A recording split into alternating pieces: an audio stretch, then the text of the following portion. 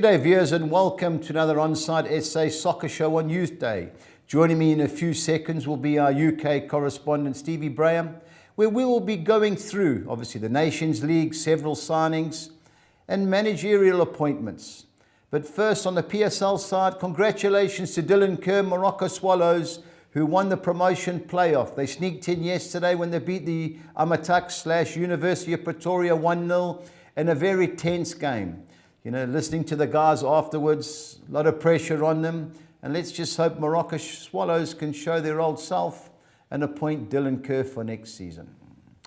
We're now crossing over to our Fulham studios with Steve. Steve, good morning. Good morning, Budge. All right. Let's get it off off our shoulders in England. I'm sure the papers will be praising the cricket team, but lambasting the soccer team. Absolutely. It was talk about a sort of an afternoon and evening with highs and lows. I mean, the afternoon, that win for England in the cricket was exceptional. Yeah. But the evening, the performance against Hungary was as bad as I think I've ever seen an England team play. It was shocking. I mean, there's obviously, I think there are factors behind it, but no excuses. It was abysmal, and I think Gareth Southgate has got a lot to think about between now and when England play again. Yeah. I think the only thing positive for Gareth Southgate is he's taken a lot of flack about not playing fringe players, and he gave a lot of them a chance in the last couple of games, and they haven't done anything. So a lot of the players that have played in the Euros, they could come straight back into the team. Yeah, I think that's right. I think obviously, look, if you look at someone like Germany, they pretty much played the team you expect them to play. Yeah. Whereas Gareth obviously decided to sort of mix and match different combinations. After a very long, tiring season, it just looked. It was just a few matches too many for some of these players. Yeah. He probably still has a good idea of who is best. In his mind, if they're fit, his best 11. But I think quite a few of those players that played the other night wouldn't be in it. So but obviously, look, the pundits, the critics were really out in force, and for England to get booed off, that doesn't happen very often. But it was disappointing. Yeah, losing 4-0, especially to Hungary. That's 2 defeats to the Hungarians in 4 weeks. So I mean, to be fair to Hungary, they played very well. I mean, they had 5 shots on target and scored 4. They were pretty clinical, but they looked a lot fresher. They wanted it, and in the end, it was I think that they couldn't wait for the final whistle to come, England. So look, they move on. They get the summer off. They're saying that when the World Cup comes, a lot of our players should be at their peak. Yeah, well, let's hope so. The season would have started. So let's hope so. Yeah, and my worry for England's the back four. Whoever they play, the 2 centre halves, I think that's worrying for me. Steve, onto the Premiership. There's been several signings of the last few days. The Haaland signature was guaranteed early on, but Darwin Núñez signing for Liverpool, reportedly 85 million. That correct? Yeah, I mean, there are sort of whether I think that must include some add-ons as well, but. Look, they've obviously decided that they want someone a little bit younger, a little bit more pace as well. It sounds as if Mane is going to go. I think it's just a case of Bayern maybe upping slightly their bid. But it's interesting because we had obviously got a couple of years ago it's Firmino, Mane, and Salah. With the front three, and now it looks like it might only just be Salah out of those three who are going to be regular starters. Yeah. So. I mean, Luiz was a great signing for them in January, and I think they obviously feel that Núñez, can sort of fit in and be the same. Yeah, tough boots to fill. What's strange is all of a sudden he's looking at the Portuguese league. Luiz was from there and Jota from there. His last 3 big signings, so be interesting to see which way they go. But Mane looks odds on to go now to Bayern Munich. The Haaland signature. I've listened to guys. Do you think that's going to improve them? Surely not the way they've been playing. Well, look, I mean, I guess they feel that the league, they won the league, but it was only just. Yeah. I think Haaland will give them that focal point of a real strong number 9, and he's shown some quality in the Nations League games that he knows where the goal is. I think the danger is that, you know, obviously, like, Chelsea brought in Lukaku, and it was like, right, everything's going to go through him, and it after. Yeah, and it didn't, yeah. So you know, they can't just play to Haaland's strengths, but I'm sure, given the opportunities, he will score 15 to 20 goals for them this season. Be interesting to see who takes the penalties, him or Mahrez. But other side, I think it's a good signing. I think in Europe they definitely missed him, and the league, you know, the form was at 4 out of 5 years, and I think it looks a match race again. The interesting one for me was Yves Bissouma reportedly going to Tottenham. That's a really good signing. Yeah. He only has a year left on his contract, and he made it clear to Brighton he wouldn't sign a new one. So they basically had no choice. If they either kept him for a year and he goes for nothing, or they sell him and for reportedly maybe close to 30 million. You know, he was linked with Liverpool at one point last year. You know, he's the heartbeat of their midfield. So I think that's building quite quietly. Building a fairly decent squad. So, you know, Conte obviously decided, you know, he wanted some changes. They've let players go. They want to sell one or two. And, you know, if it is about 30 million, that's a good sign. Yeah, and he'll suit that mentality of Conte. He loves his midfield players to get stuck in, and he definitely does that. Interesting last night, Steve, Paul Pogba to Juventus. Is there any news on there this morning? Yeah. It seems to be, I can't say it's a done deal, but it seems to be that seems to be his destination of choice to go back there. They want him.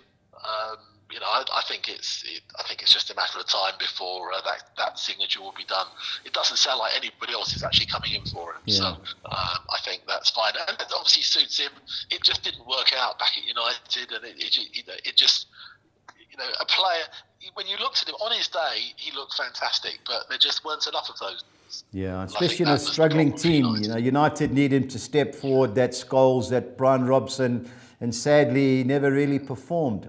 Steve, on to the managerial appointments. I see Vincent Kompany has taken over Burnley. Is that correct? Yeah, interesting. Yes, it is interesting. You know, I'm thinking that they were going to look elsewhere, but obviously they've still got ambitions to bring that club straight back.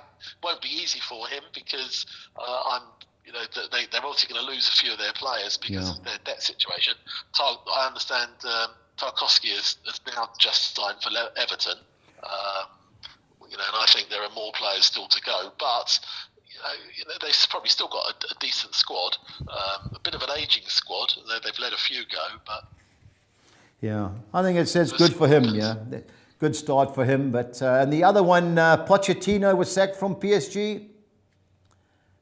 Yeah, I mean, you know, my impression was he was a dead man walking after they got knocked out in the Champions League, because we know it's all about winning the Champions League. He didn't do it again, so, and if it's true, then Zidane is going to go in there. That's probably who they want anyway. So now where Pochettino goes would be interesting, because, you know, he's got a good reputation. He's done well in the Premier League.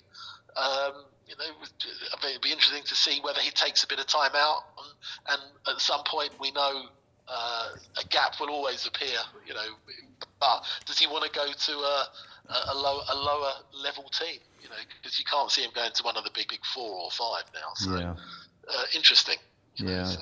Don't be surprised if Newcastle have a bad start, that his name doesn't end up with the hierarchy there. Anyway, on to the betting for the weekend. We will be covering the MLS. The Swedish League, which we're covering out of season, is only available next week. They have the lower league games, which we're not going to discuss those. But when the guys put the odds on, Steve, Saturday night we kick off Seattle against Los Angeles. How do you see it?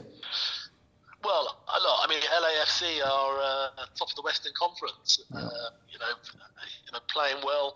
The top scorers out of both conferences. Seattle, who had a shocking start, have just started to pick up. Yeah. They beat Vancouver a couple of nights ago, 4-0. You know, it's interesting that they got the odds, the Seattle as favourites. I'm not sure about that. They had certainly picked up. I somehow can't see Los Angeles losing, but Seattle possibly could hold them. Yeah, I took 6-10, Los Angeles and the draw. That's my player. Will Chiellini, the Italian, I know he's rumoured to have signed there. Do you think he may start? Yeah. I'm not sure. I was just looking that up myself before. I'm sure if they could, they'd like to get him in. It depends whether or not, how quickly he can get there. They've obviously got to sort the visa situation and various stuff. So, it's a good buy. It's a good move for him. Obviously, the pace is a bit slow, which will probably suit him. And he's a quality player. After the way we saw him play in the Euros, he's still got he's still got a bit of game left. No doubt about that. They'll be hard to beat in the competition. The second game is their compatriots, the LA Galaxy. I watched them play the other day. They got a result against Portland. Are struggling away from home. Steve, I think 7-10 is a gift. How do you see it? Yeah, I think Galaxy would be too strong. I mean, Portland have had for a team that has won the MLS title before, they're struggling in the Western Conference. I think Galaxy would be too strong at home. Okay, New York Red Bulls versus Toronto. Yeah, Red Bulls are having a good season. Not an outstanding season. I think it should be too strong for Toronto, who are sort of close to the bottom. So I fancy a home win there. Yeah, unbeaten in 4 at home, but 3 of those ended up being draws. But I agree, Toronto, woeful. I think lost 5 or 7. Now, Columbus versus Charlotte. Charlotte were on, and then I think it was Sunday or Monday morning, where they beat the New York Red Bulls 2-0. Impressive, but away from home, they've lost 6 out of 7. Surely Columbus have got to be too good, Steve? You would think so. I mean, they're not having a standout season themselves, but I think at home they should be a little bit too strong. I think that, the odds, Charlotte, 44 for 10 is probably decent odds, but I think that Columbus will be a little bit too strong at home. Yeah, so do I. Montreal versus Austin. That should be a tight game. How do you see it? Yeah, I mean, both doing quite well. Montreal are having a decent season, particularly at home, and Austin as well. I mean, they're probably quite evenly matched. I think Montreal will probably start as favourites, but I think that will be a close game. Yeah, Victor Wanyama, the ex-Tottenham player, he plays for Montreal. On to our second page, you've got Orlando City, who drew 1-1 last night against the New England Revolution, at home against Houston. How do you see it? Yeah, I think Orlando should be too strong. I mean, at home they're a sort of decent side. That was a good draw at New England last night. So I think they'll be quite buoyed by that, and I fancy Orlando to win that. Okay, totally agree. Philadelphia versus Cincinnati. Cincinnati going well away from home, Steve. I know you tipped them up last week. Can you see an upset? Yeah. Well, the only thing with Philadelphia is that they're a hard team to beat. They've only lost once all season. They're drawn probably too many, but I think that would be a tough ask for Cincinnati to go there and get a result. For me, it looks like it's got his draw all over, but I think it's going to be a very close game. Be 1 goal in it either way, but I fancy Philadelphia not to lose at home. Totally agree. 6 out of 7 draws, and they've drawn the last 3 at home, so hard to look past them. 2 poor teams, bottom of the Eastern Conference, Chicago, DC United. It's 5-2 the draw they play there, Steve. Yeah, I mean, DC have probably a little bit stronger than Chicago. Chicago having a poor season. Yeah. I mean, 2 wins all season.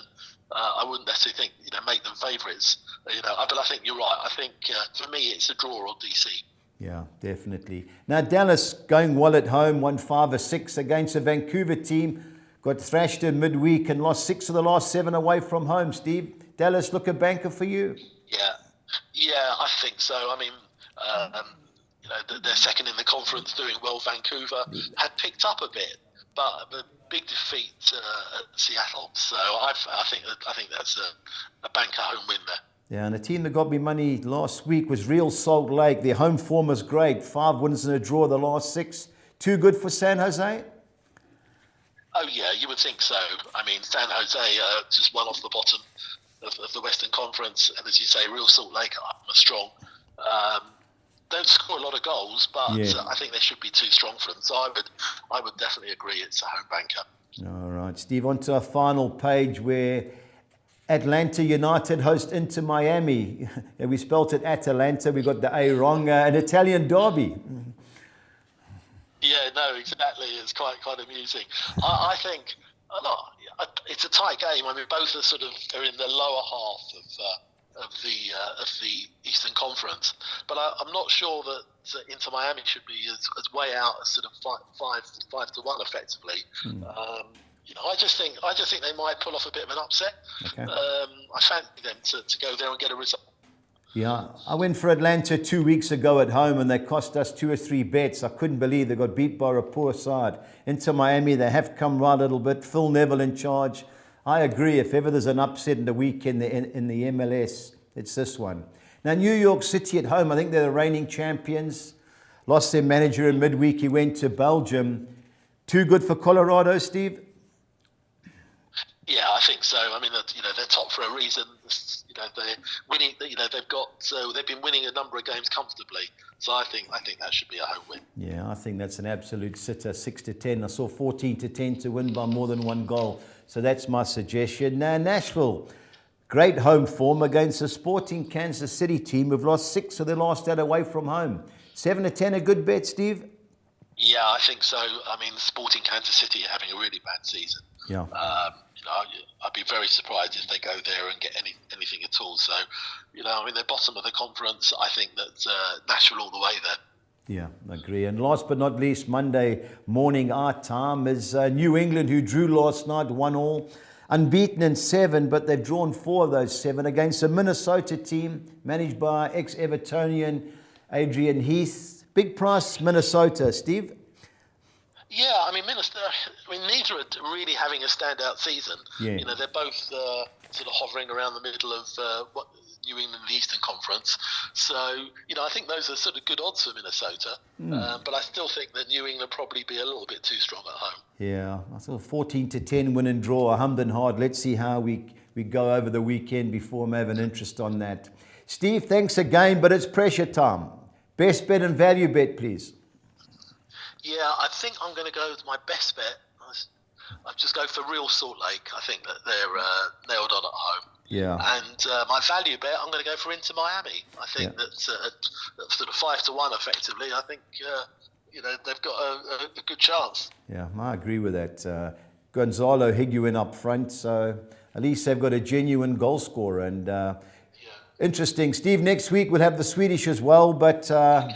What can we do? At the moment, the leagues, there's only Norway and Brazil, and we don't get them, so it's a problem. But Steve, thanks as always, and enjoy the weekend. Take care. Cheers. Bye, bud. Thank you. That's our UK correspondent, Stevie Braham. Without any other leagues, we're going to go to the weekend exotics, and we kick off with the Saturday Soccer 6. I'm bankering HJK Helsinki to be too good for AC Ulla. Sarpsborg Godzet. I'm chancing the away team to avoid defeat. I'm going the field in the 2 Egyptian games between Al Masri Al Guna and an EP Future FC. I'm banking Cork City to be too strong for Longford away from home and ending up with Los Angeles FC win and draw at the Seattle Sounders 2-1-6. On to our second Soccer 6. I'm going Atletico Goianiense win and draw against Juventude. I'm siding with Sierra to avoid defeat against Cuiabá. I don't see the Columbus Crew losing at home to Charlotte. I'm going Montreal Impact to be too strong for Austin. I'm going Chicago Fire win and draw against DC United and ending up with Santos win and draw in the local derby against RB Bragantino 192. On to our Soccer 10. I'm going LA Galaxy to be too good for Portland Timbers. Sierra win and draw away at Cuiabá. I'm bankering the New York Red Bulls to be too good for Toronto. I don't see Columbus Crew losing at home to Charlotte. And I'm bankering Montreal Impact to beat Austin FC. On to the second page, I'm going Orlando City to avoid defeat at home against Houston Dynamo. I'm going the field looking for the upset in the Philadelphia Union Cincinnati clash. Chicago Fire win and draw at home against DC United. Santos and RB Bragantino, I'm going the field in that match and ending up with FC Dallas to be too good for the Vancouver Whitecaps 288. On to the Soccer 13 for the weekend, which looks impossible, but we've got to have a go.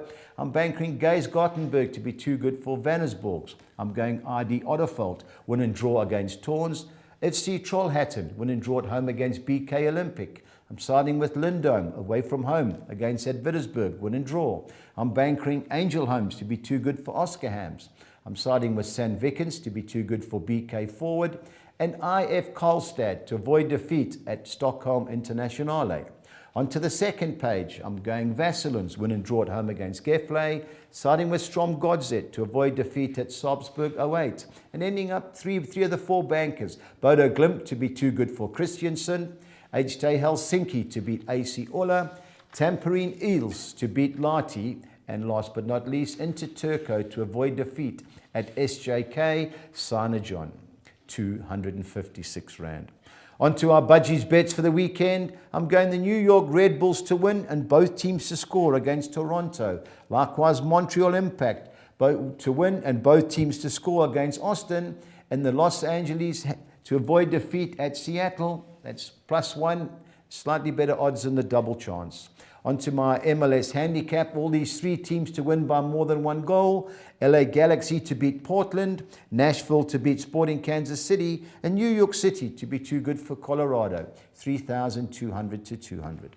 Our team goals only, all in the MLS. I'm going Dallas, LA Galaxy, Los Angeles, and Nashville, and New York City, all to score over 1.5 goals, 2,600 to 200. On to Norway, where the league commences. I'm going Bodo Glimt to be too good for Christiansen. I'm going Molde to be too good for Oddball Club. And Tromsø to beat Haugesund. And Strom Godsett, handicap +1, away at Salzburg 08, 2,000 to 200. On to Brazil, where the league continues, so we've got to have a dip at that. I'm going Corinthians to beat Goiás. I'm going Coritiba to win at home against Atletico Paranaense. Over 2.5 goals in the Internacional Botafogo, and America Mineiro. Handicap +1 at Fortaleza, 2,400 to 200. And our Collis King Six or Nixa. I'm going Dallas to beat Vancouver, Nashville to beat Sporting Kansas City, New York City to beat Colorado, Real Salt Lake to beat San Jose, Bodo Glimt to beat Christiansen, and Corinthians in Brazil to beat Goiás, 3,800 to 200. Thank you for watching another OnsideSA soccer show, and I hope you have a safe day.